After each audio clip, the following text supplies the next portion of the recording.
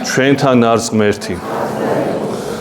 მეოთხე კვირა დიდი მარხვის წმინდა ეკლესიის მიერ არის აღსანიშნავი იმ კუთხით, რომ ვიხსენებთ უდიდეს მოძღვარს, მეუდაბნოეს სინაის მთის იღუმენს, წმინდა იოანეს სინელს, კლემაქსის ანუ კიბის ავტორს. თქვენ კარგად მოგეხსენებათ, ეს ადამიანი ცხოვრობდა მე-7 საუკუნეში და იწოდება როგორც მეორე მოსე. რატო?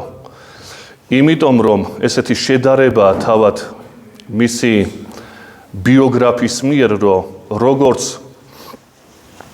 მოსემ თავის დროზე ძველი აღთქმის ხალხისთვის ჩამოიტანა სინაის მთიდან ის 10 მცნება და რჯული ძველი აღთქმისა, 10 მცნება ორ ფიქალზე ამოტვიფრული ღვთის ხელით.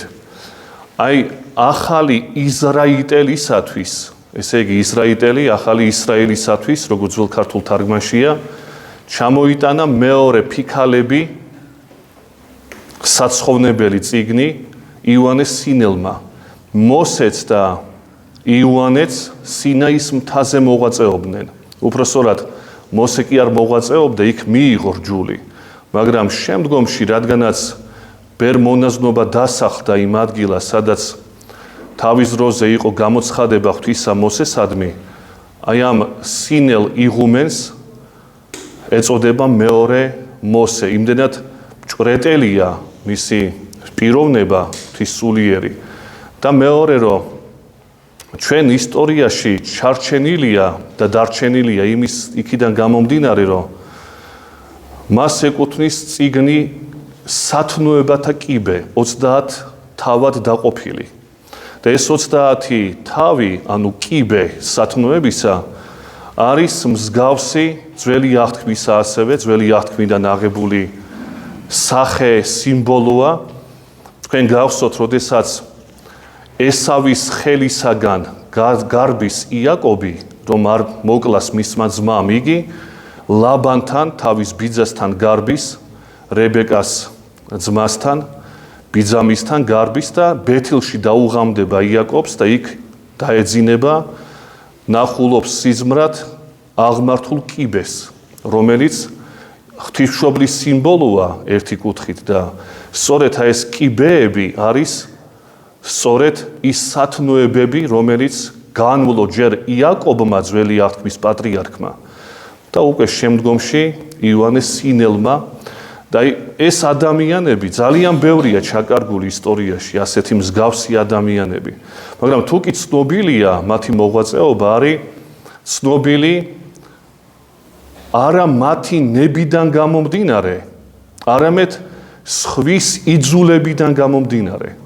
ჩვენ უამრავი ღვთისმეტყველი ვიცით, რომელიც ჩაკარგულია, შეიძლება ითქვას, ისტორიაში, მაგრამ ვინც კი გამოჩენილია მხოლოდ მათი შრომებიდან გამომდინარე. და იოანეს სინელი, რომელიც განშორებული იყო და არანაირ დიდება სამწუთისოფლისას არ იღვწოდა, რაითელმა იღუმენმა, იოანემ ასევე სთხოვა, რომ მიეწერა იოანეს სინელს ისეთი სახელმძღვანელო, რითიც შეძლებდა იოანე რაითელი, ისიც იღუმენი იყო იმ დროისა, ეხემძღვანელა თავისი საძმოსათვის. აი ესეთი იძულებითი წესით ხდება და თხოვნით ხდება შექმნა იმ ძეგლისა ასკეტურ ლიტერატურაში ცნობილი კლემაქსისა და ეწოდება სხვაგვარად მეხუთე სახარება. 4 თავი, მათესი, მარკოზისა, ლუკასი და იოანესი, ხოლო მეხუთე სახარება არის იოანეს სინელის კლემაქსი. იმდენად მნიშვნელოვანია საეკლესიო ტრადიციისა ყველა კუთხით, აბსოლუტურად ყველა კუთხით. ერთი პერიოდი გავრცელებული იყო სამწუხაროდ იოანეს სინელთან დაკავშირებით აზრი, რომ ის არის ძალიან დაბიო მოაზროვნე, როგორც მოაზროვნე ძალიან დაბიო კაცია. ხა ხშირად ხდება ხოლმე, უნდა აღინიშნოს ასეთი რამ, რომ მონასტერში გაუნათლებელი ხალხია და არ ჭირდებათ განათლება. არის ხოლმე ასეთი მდგომარეობა სამწუხაროდ. მაგრამ იოანეს სინელი არ გახლავთ ასეთი. უბრალო მონაზონი არ არის ეს. უბრალო მონაზონი ცუდი კი არ არის, ამას კი არ ვამბობთ. მაგრამ როდესაც იოანეს სინელთან არის დაკავშირებული ასეთი რამ, ვერ ვიტყვით, რომ უბრალო მონაზონია ის. ეს არის იმდენად დიდი ცნობიერების მქონე კაცი, რომ მხოლოდ მისი მეუდაბნოებით არ შემოიფარგლება მისი მოღვაწეობა. და ეს იოანეს სინელის კლემაქსი ლაპარაკობს ამაზე. ეს ადამიანი არის უდიდესი დოგმატიკოსი, თავისი დროის უდიდესი ანტიერეტიკოსი მოღვაწე. ანუ ესეთი მოღვაწე რო იყო, შეიძლება გესმოდეს დოგმატური ღვთისმეტყველება ჯერ. უცდომელად უნდა წვდებოდი ამ საიდუმლოებებს. სხვაგვარად შენ ვერ გამოთქვავ სწორ დებულებებს და ტერმინოლოგიას. თუ არ გესმის ეს საკითხები.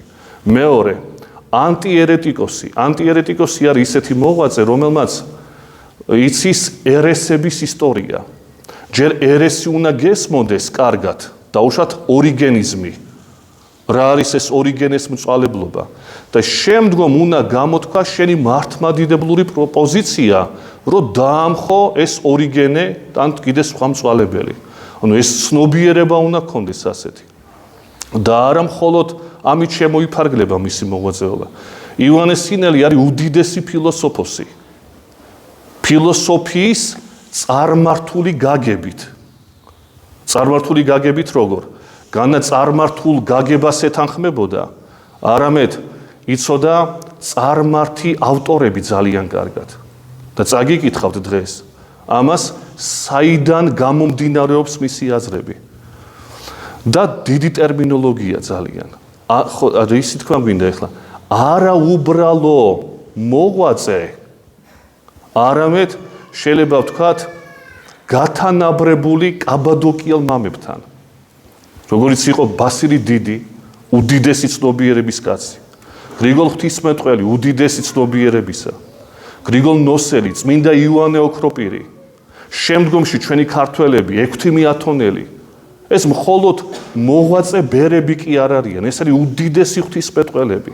და სხვათა შორის ექვთიმემ პირველად ჩვენამდე მოიტანა იოანეს სინელის კლემაქსის ქართული, ანუ ძველი ქართული თარგმანი, გამოქვეყნებულია ღმერთის წყალობით. მეორე გზისი თარგმანი იოანეს სინელის ქართულად არის მე-12 საუკუნეში შესრულებული, მე-13 საუკუნეში, ესეთი ნაკლებად ცნობილი გელათელი მოღვაწე იყო პეტრე გელათელი და მან შეასრულა ზედმიწევნითი თარგმანი ბერძნულიდან ქართულად იოანეს სინელისა.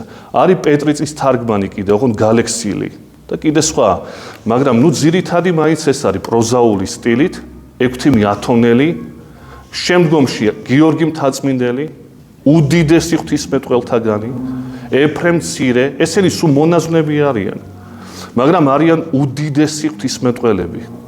აი იოანეს სინელი, მიუხედავად მისი არამრავალი შრომისა, ექვთიმეს შრომები ძალიან ბევრია, გიორგის შრომებია ძალიან ბევრი, ღმერთის წყალობით ჩვენამდე მოღწეული, ეფრემ მცირისაა ცნობილი, არსენ იყალთოელისაა ცნობილი, ძალიან ბევრი შრომები, თარგმანები. მაგრამ იოანეს სინელი მთარგმნელი არ გახლავთ. იოანეს სინელი არის ასკეტი მოღვაწე, მაგრამ როცა ვალდებულია, რომ დაემორჩილოს იოანე რაითელს, აი მაშინ გადმოღრის თავის უდიდეს საგანძურს, რომელსაც იმარხავდა მისი პიროვნება. აი დღეს ახლა ჩვენი ეს უბრალო მიმოხილვა რო არ იყოს, წამოვიღე ეს წიგნი მე იოანეს სინელის კლემაქსი და მინდა წაგიკითხოთ, ახლა 300 გვერდიანი წიგნია ეს, ბუნებრივია ყველაფერს ვერ შევეხებით, უბრალოდ ორი რამე მინდა წაგიკითხოთ აქედან, რომელიც ალბათ ყველაზე აქტუალურია დღესაც. ესე როგორც მოგახსენეთ, არის 30 თავისაგან შედგენილი.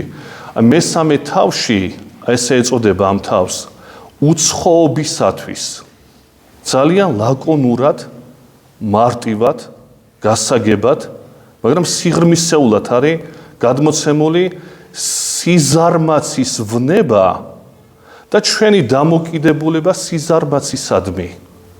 ოღონდ როგორი ფორმით არის გამოთქმული, ნახეთ ეს არის მესამე თავის, მესამე ესე იგი კიბის მეცხრე ქვეთავი. მრავალმა მოიწადინა ზარმაცების ცხონება, მაგრამ მათთან ერთად წარწყმდა, როცა დროთა ვითარებაში მათი სულიერი ცეცხლი ჩაქრა და მხურვალება გაგრილდა. ბორჩა. ძალიან ლაკონური. მიდი და იფიქრე მთელი დღე ახლა. აი ეს ერთი წინადადება. ეხლა ერთგვარი გაგრძელებაა ამ თხრობისა და რას ამბობს? ეს არის, ესე იგი, როცა იოანეს სინელმა კლემაქსი დაწერა, შემდგომ ერთგვარი დანართი გააკეთა მწყემსისადმი ან მოძღვრისადმი, ასეთი რამოდენიმე თავი დაწერა და პირველი თავის მეექვსე მუხლია. ასეთ რამეს ამბობს. ანუ შეძახილია იმ გაგრძელება. ვისაც გსურთ ბიწაზე ასწავლოთ, ზეცაში უნდა ისწავლოთ და საკუთარი საქმეებით ასწავლოთ სხვებს. რატოა გაგრძელება? ახლა ალბათ გასაგებია, დიდი კომენტარი ამას არ ჭირდება, მაგრამ მაინც ძალიან ზოგადად შეიძლება ვთქვათ, რომ ჩვენ როგორ ცხოვრობთ ადამიანები? ცხოვრობთ როგორ? მე მარხულობ, მეზობელმაც უნდა იმარხულოს, რას ქვია კაცო? მე ვლოცულობ, შემაშვილმაც უნდა ილოცოს აუცილებლად. მე ამას ვაკეთებ, იმანაც უნდა აკეთოს ეს. და რა წერს იოანეს სინელი? მოინდომეს ზარმაცების ცხონება. აი ერთს რო ეტყვი ადამიანს, ხა ბავშვებზე არ არის საუბარი, თქვენ ხვდებით, რომ ბავშვს გაზრდა ჭირდება და მითით ამაზე არ ესა. ზარმაცი არის აი უკვე ზრდასრული ადამიანი, რომელსაც არაფერი არ ჭირდება და არაფერი არ აინტერესებს.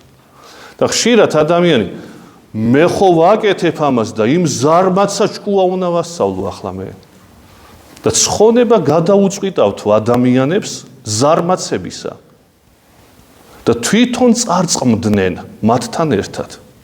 რატო? იმიტომ რომ ჩაქრა ის ცეცხლი და მხურვალება, რაც თვითონ ჰქონდა იმ ქადაგებელს.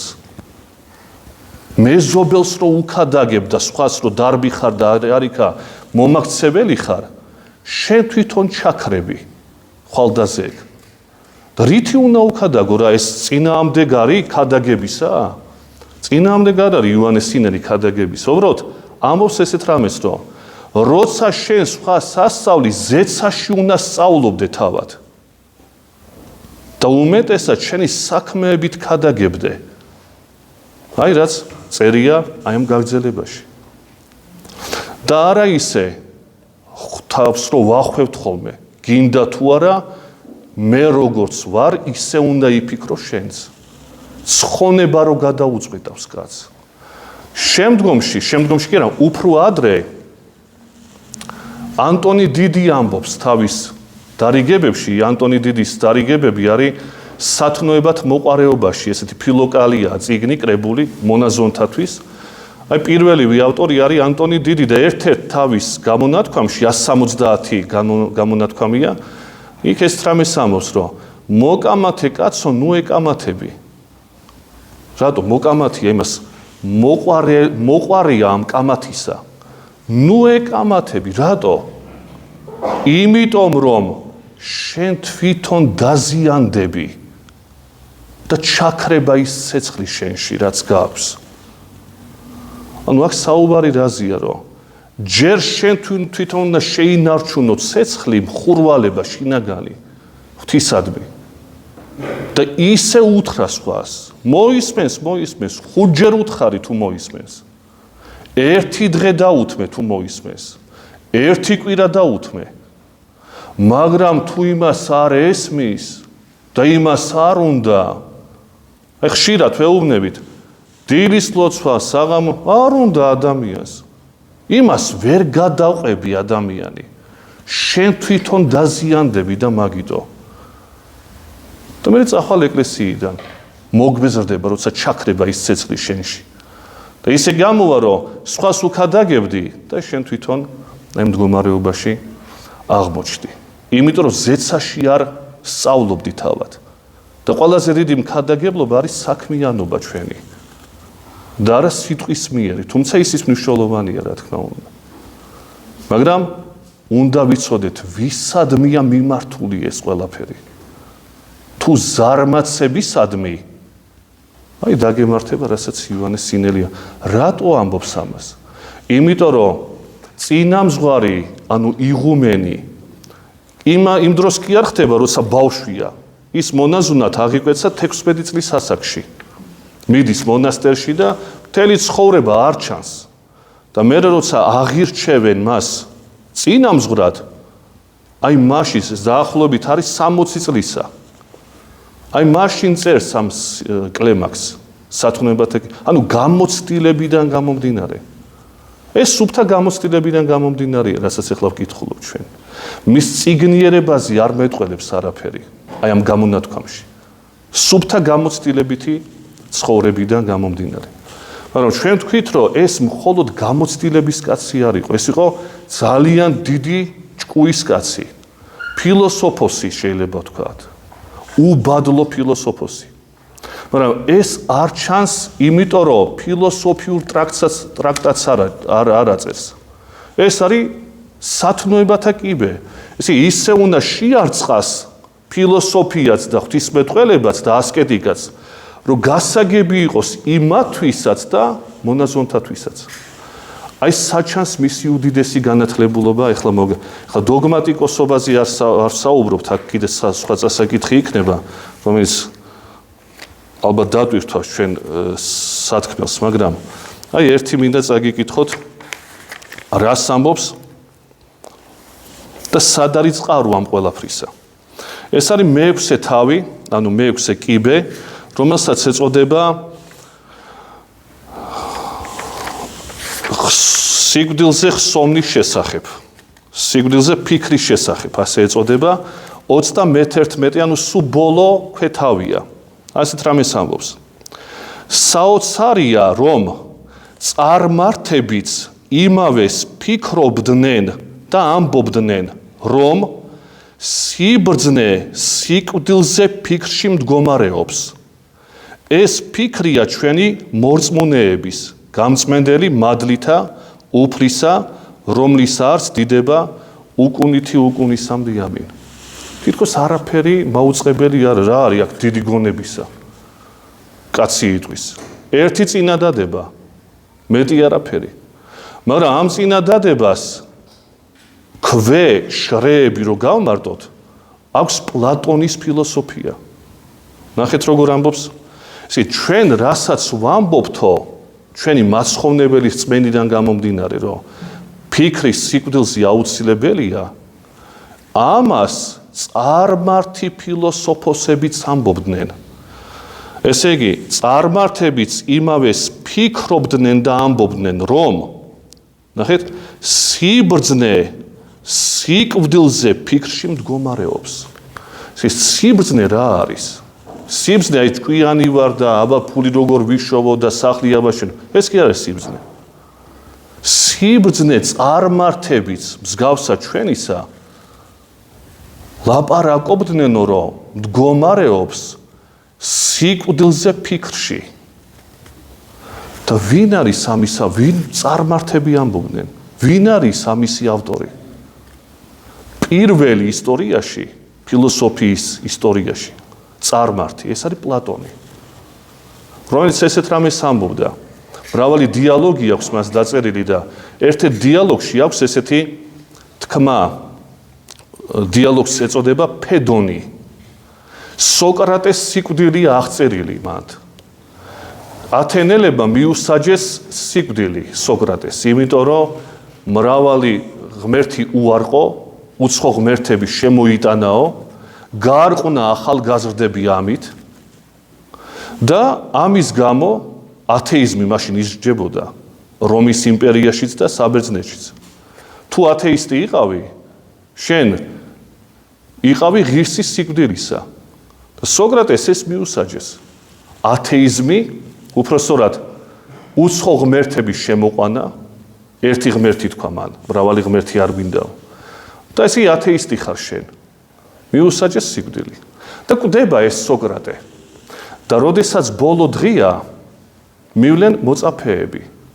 უნდა დალიოს ესეთი საწამლავი, ცეკუტა, დალიოს და გარდაიცვალოს. მე ესე მიუსაჯეს.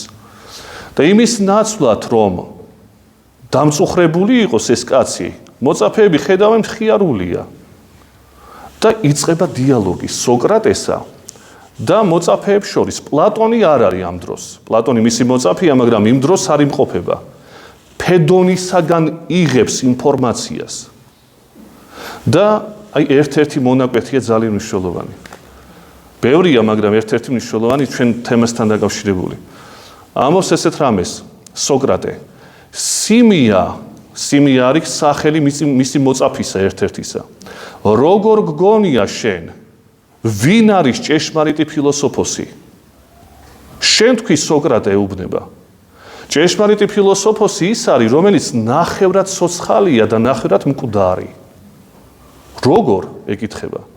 აი როგორ და ფილოსოფოს თუ ფილოსოფიურად ცხოვრობს ნაკლებად აინტერესებს ჭამასმა და გართობა და ჩაცმა დახურვა. შიშველი კი არ დადის, მაგრამ ნაკლებად აინტერესებს.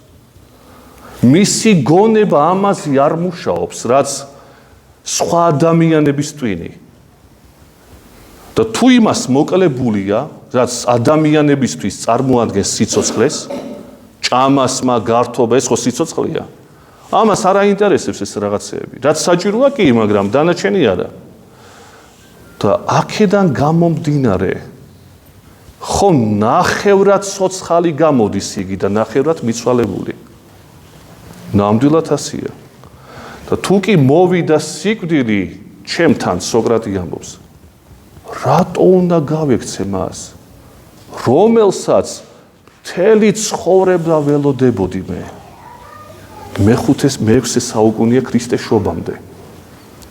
და პლატონი აგზელებს, პლატონის აღწერილია და ესეთ რამეს ამბობს.